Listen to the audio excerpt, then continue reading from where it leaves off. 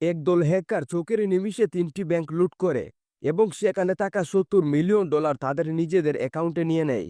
এই হ্যাকারদের হ্যাক করার সিস্টেম এবং তাদের সার্ভার এতটাই জটিল যে পুলিশ বাধ্য হয়ে জেলে থাকা এক কয়েদি হ্যাকারকে তাদের দলে নেয় যেন সে তাদের সাহায্য করতে পারে।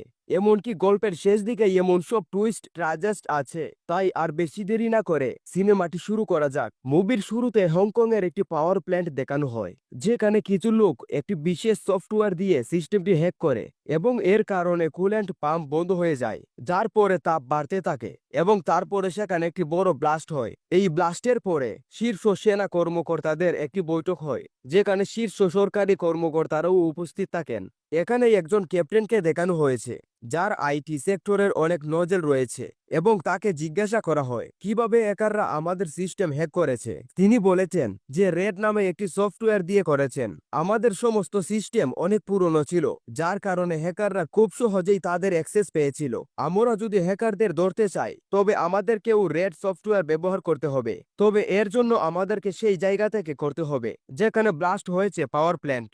আমাদের সেখান থেকে হার্ড ডিস্ক লাগবে যার থেকে আমরা এই রেড সফটওয়্যারের কোড পাবো, কিন্তু এই মুহূর্তে আমরা সেখানে যেতে পারছি না কারণ ব্লাস্টের পর তার তাপমাত্রা অনেক বেড়ে গেছে।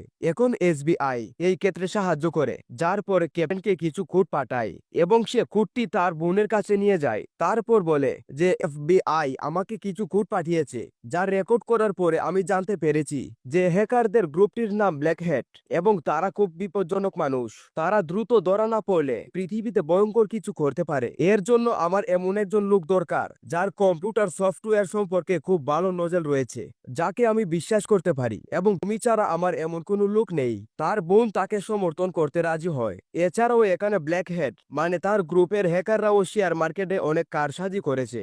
এখন ক্যাপ্টেন এফবিআই এর কাছে যায় এবং তাকে বলে যে তার নিকোলাসকে দরকার। নিকোলাসের নাম শুনে তারা অদ্ভুত চোখে তার দিকে তাকায় এবং বলে যে নিকোলাসকে ছেড়ে দেওয়া যাবে না। এই মুহূর্তে তিনি জেলে আছেন। সে অনেক ব্যাংকের কম্পিউটার সিস্টেম ও সফটওয়্যার হ্যাক করে লুট করেছে। সেজন্য ক্যাপ্টেন জানান তাকে ছেড়ে দেওয়া এত সহজ হবে না। আমি যখন এমআইটিতে ছিলাম তিনি আমার সাথে একটি বই লিখেছিলেন যাতে নিকোলাস বেশিরভাগ ইনপুট দিয়েছিলেন এবং সেই বইটি পড়ার পরে হ্যাকাররা এই সমস্ত কাজ করেছে। আমাদের যদি তাদের ধরতে হয় অর্থাৎ ব্ল্যাক হেড, তাহলে আমাদের এমন কাউকে দরকার তাদের চেয়ে স্মার্ট, এবং নিকোলাস সেই মানুষ। এখন নিকোলাস মুক্তি পায়, যার পরে তারা সবাই সেই সিস্টেমে যায় যা হ্যাকাররা হ্যাক করেছিল এবং এখন নিকোলাস এটি চেক করার সময় তিনি একটি ফাইল খুঁজে পান যা তিনি রেড সফটওয়্যারের সাহায্যে খুলেন।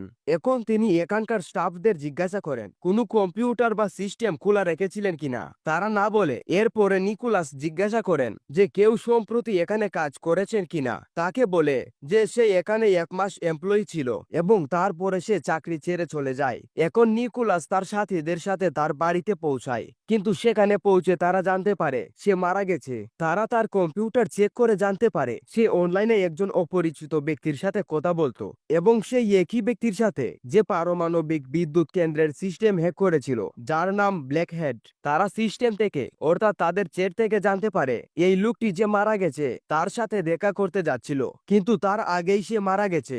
একই সিস্টেম থেকে সে হ্যাকারকে মেসেজ করে এবং বলে যে আমি তোমার সাথে দেখা করতে চাই। সে তার সাথে দেখা করতে রাজি হয় এবং তাকে একটি রেস্টুরেন্টে তার সাথে দেখা করার জন্য বলে। নিকোলাসকে তো জেল থেকে ছেড়ে দিলেও মুক্তি পাননি। তার হাতে একটি ব্রেসলাইট পরিয়ে দেন। তাকে একটি মোবাইল ফোন দেওয়া হয় যাতে তিনি কখন কোথায় এবং কোন স্থানে আছেন তা পর্যবেক্ষণ করা যায়, এবং তাকে পর্যবেক্ষণ করার জন্য একজন মার্শাল তার উপর সার্বক্ষণিক নজর রাখে।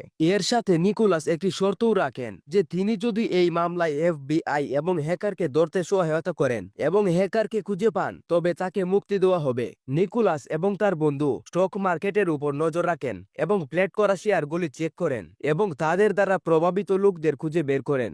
এই তিনজনের প্রচুর লাভ ছিল এবং এই তিনজন এক অ্যাকাউন্ট থেকে টাকা তুলে নেয়। এই মুহূর্তে তারা রেস্টু নামে এক জায়গায় যায় যেখানে হ্যাকার তাদের সাথে দেখা করতে যাচ্ছে। তাই নিকোলাস ক্যাপ্টেনের বোনের সাথে সেখানে পৌঁছেছে, কিন্তু দীর্ঘ সময় কেউ না আসলে তারা দুজনেই ভিতরে চলে যায় যেখানে একটি কম্পিউটার সিস্টেম রয়েছে যার মাধ্যমে তাদের নজরদারি করা হচ্ছে। এবং এখন তখন একই সিস্টেম থেকে নিকোলাস হ্যাকারের সাথে কথা বলে। তারপর সে নিকোলাসকে একটি বার্তা পাঠায়, তুমি কে? সে বলে যে আমার নাম গোস্টম্যান। এটি তাকে রাগান্বিত করে এবং সে লিখেছেন যে তুমি শীঘ্রই মারা যাচ্ছ।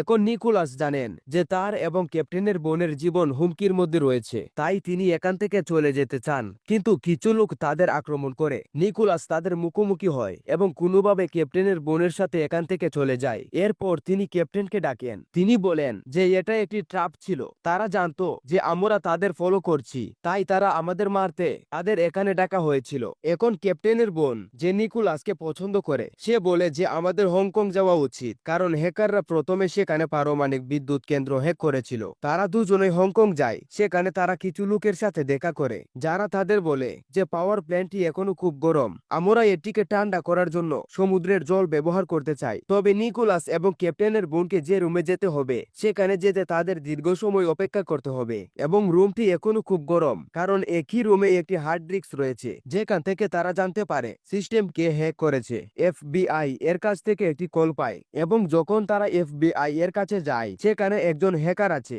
যারা এফবিআই এর হাতে ধরা পড়েছিল, যে সেই তিনজনের কথা জানে যারা সেই দিন শেয়ার বাজার থেকে সবচেয়ে বেশি অর্থ উপার্জন করেছিল। যখন হ্যাকার পুরো বাজার কারসাজি করেছিল, লোকটি বলে যে টাকা এখনো অ্যাকাউন্টে আছে। তারা কখনো একে অপরের সাথে কথা বলে না, কেবল তারা দেখা করে। এই সব শোনার পর নিকোলাস বলে যে এই তিনজনের উপরও কেউ আছে, কারণ এই তিনজন যদি এককভাবে কাজ করত তাহলে এতক্ষণে টাকা উঠিয়ে নিয়ে যেত, কিন্তু তারা টাকা তুলে নেয়নি। তার মানে কেউ তাদের গাউট করছে।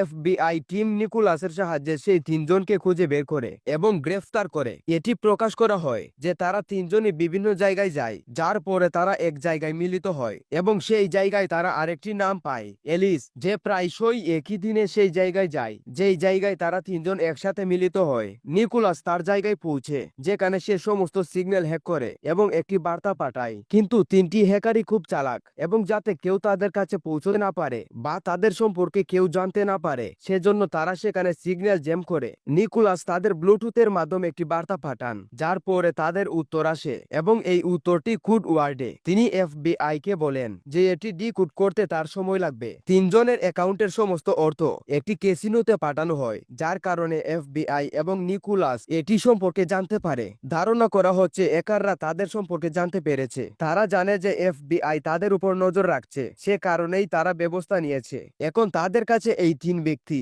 এবং যে ব্যক্তি তাদের নেতৃত্ব দিচ্ছে তার কাছে পৌঁছানোর একমাত্র উপায় আছে, আর তা হলো এলিস। তারা সবাই এলিসকে তাড়া করতে শুরু করে, কিন্তু এলিস এটি সম্পর্কে জানতে পারে, তাই এলিসের লোকেরা তাদের আক্রমণ করে। তারাও পাল্টা আক্রমণ করে, কিন্তু এলিস তার সঙ্গীদের নিয়ে পালাতে সক্ষম হয়। এখন তারা জানতে পারে পারমাণবিক বিদ্যুৎ কেন্দ্রটি স্থিতিশীল হয়ে গেছে, অর্থাৎ সেখানে এখন কোনো তাপ নেই। সেজন্য তারা হার্ড ডিস্কের নিয়ন্ত্রণ কক্ষে যেতে পারে। তারা ডিস্কের ডাটা উদ্ধার করে হ্যাকারকে খুঁজে বের করতে পারে। নিকোলাস তার সহকর্মীদের সাথে সেখানে যান এবং সবকিছু উদ্ধার করেন, কিন্তু যখন তিনি এটি খুললেন তখন তিনি জানতে পারেন যে হার্ড ডিস্কটি বিকিরণের কারণে নষ্ট হয়ে গেছে। এখন এটি থেকে ডেটা বের করা যায় না, অর্থাৎ তারা ডিস্কে পৌঁছাতে পারে না এবং তারা চাইলে স্ক্র্যাপ করা হার্ড ডিস্ক ঠিক করতে তাদের প্রয়োজন হবে ব্ল্যাক ভিডিও সফটওয়্যারটি এটি করার অনুমতি চায়, কিন্তু অনুমতি পায় না, কারণ এই পুরো ঘটনাটি হংকং এ ঘটেছে। অর্থাৎ চীন সরকার চায়নি যে চীন তাদের সফটওয়্যারটিতে অ্যাক্সেস করুক, তাই এর অনুমতি সম্পূর্ণ বাতিল করা হয়েছে।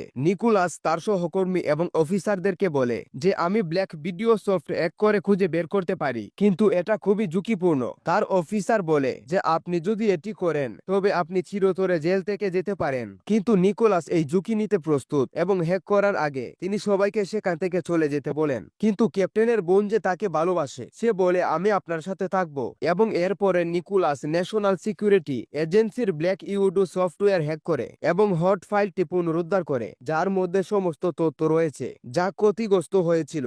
এবং এটি প্রকাশ করা হয় যে হ্যাকারটি খুব চালাক এবং সে এমন একটি সিস্টেম ব্যবহার করে যা হ্যাক করা যায় না, এবং সেই সিস্টেমের সার্ভারটি জাকার্তায়। এখন এনএসসি আর এফবিআই এখানে জানতে পেরেছে যে নিকোলাস তাদের সিস্টেম অর্থাৎ ব্ল্যাক ইউডো সফটওয়্যারটি হ্যাক করেছে, যে কারণেই উপর থেকে নির্দেশ আসে যে নিকোলাসকে গ্রেফতার করে আবারও জেলের ভিতরে পাঠানো হবে। এবং ক্যাপ্টেন যখন বিষয়টি জানতে পারেন তখন তিনি তার বোনকে মেসেজ করেন এবং নিকোলাসকে যত তাড়াতাড়ি সম্ভব ওই জায়গা থেকে পালিয়ে যেতে বলেন।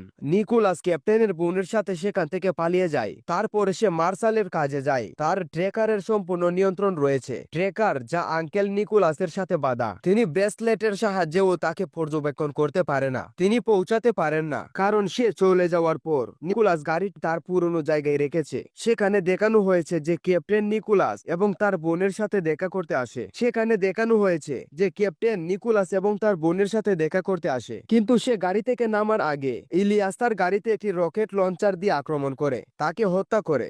এখন সে নিকোলাস এবং ক্যাপ্টেনের বোনের দিকেও গুলি চালায়। এফবিআই এজেন্টরা এখানে আসে, যারা তাদের মুখোমুখি হয়, কিন্তু তাদের সংখ্যা অনেক বেশি। তারা ভদ্রলোকদের হত্যা করে, কিন্তু নিকোলাস তার বোনের সাথে এখান থেকে পালাতে সক্ষম হয়। এখন তারা দুজনেই মালয়েশিয়া চলে যায়, কারণ তারা দেখেছিল যে হ্যাকাররা স্যাটেলাইটের মাধ্যমে মালয়েশিয়ার প্রচুর ছবি তুলেছে। ফটোর সাহায্যে তাদের মালয়েশিয়ার এমন একটি জায়গায় পৌঁছাতে হবে যেখানে একটি পাওয়ার প্ল্যান্ট এবং একটি 5 মাইনিং কোম্পানি রয়েছে। নিকোলাস এখানে হ্যাকারদের পুরো পরিকল্পনা বুঝতে পারে। তিনি বুঝতে পারেন যে হ্যাকাররা হংকং এর পাওয়ার প্ল্যান্ট হ্যাক করেছিল, যাতে তারা জানতে পারে যে কেউ তাদের ধরতে পারে কিনা।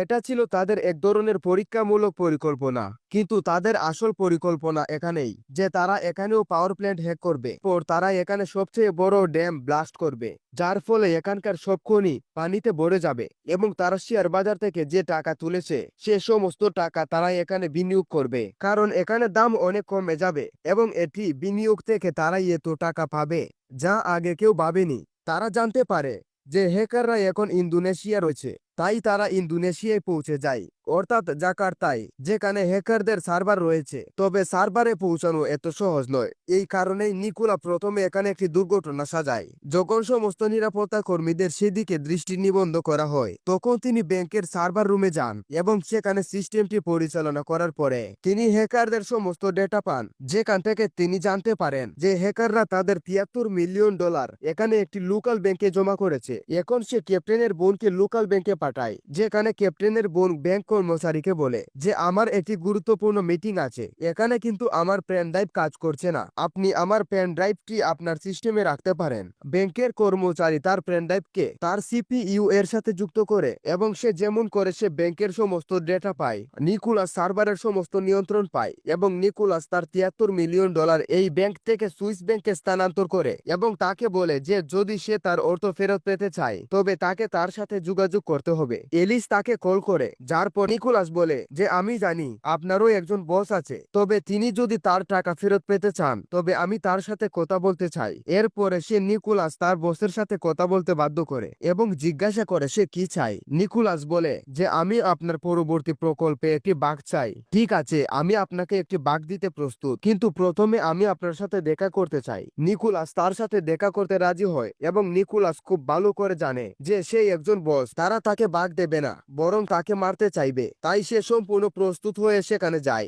যেখানে ইলিয়াস তাকে বন্দুকের মুখে ধরে রাখে। ইলিয়াস ক্যাপ্টেনকে মেরেছে, যে তার খুব ভালো বন্ধু ছিল, যে তার সাথে কলেজে পড়েছে। তাই তার মৃত্যুর প্রতিশোধ নিতে সে ইলিয়াসকে হত্যা করে। এরপরে বেশ কয়েকজন নিকোলাসকে লক্ষ্য করে গুলি চালায়, অনেক গুলি তাকে আঘাত করে, কিন্তু সে বুলেট প্রুফ জ্যাকেট পরেছিল এবং সে এখানে প্রায় সবাইকে হত্যা করে। কিন্তু তারপরে ব্ল্যাক হ্যাট তার সামনে আসে, যে তাদের সবার বস, এবং সে নিকোলাসকে আহত করে, কিন্তু নিকোলাস তাকে হত্যা করার পর সেখান থেকে বেরিয়ে আসে। সে ক্যাপ্টেনের বোনের সাথে দেখা করে, যাকে সে ভালোবাসে। তিনি তার ক্ষতের চিকিৎসা করেন এবং তারা দেশ ছেড়ে চলে যান। পুলিশ এখন নিকোলাসকে খুঁজে পাচ্ছে না এবং তার কাছে হ্যাকারদের সমস্ত অর্থ রয়েছে, যা সে তার সুইস ব্যাংক অ্যাকাউন্টে স্থানান্তর করেছে, যার অর্থ তার জীবনে এখন কোনো কিছুর অভাব নেই। এবং এর সাথে চলচ্চিত্র এবং গল্পটি এখানে শেষ হয়। আমরা আশা করি আপনি এই গল্পটি পছন্দ করেছেন।